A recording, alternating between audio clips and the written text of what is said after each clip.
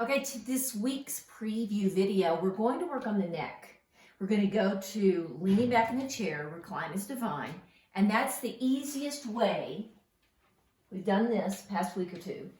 Go back like that, and that's the easiest way to start working on the neck rotation.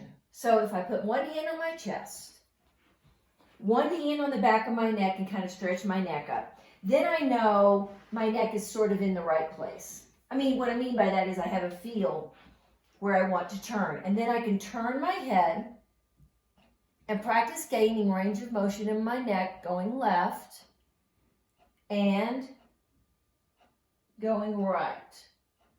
Now you can take this hand away once you get a feel. The key is I don't want my neck to bend sideways. This takes a little bit of time to think about keeping the neck long on the side that I'm turning. And don't try too hard. Just kind of focus on my neck being long on the side I'm turning.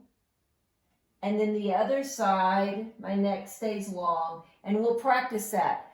But notice, I don't have my chin up. I'm not doing that. So this is helping you get a feel. There's a lot of different ways of doing it, but leaning back helps, because then I don't have to worry about the rest of my body. See you later, alligator.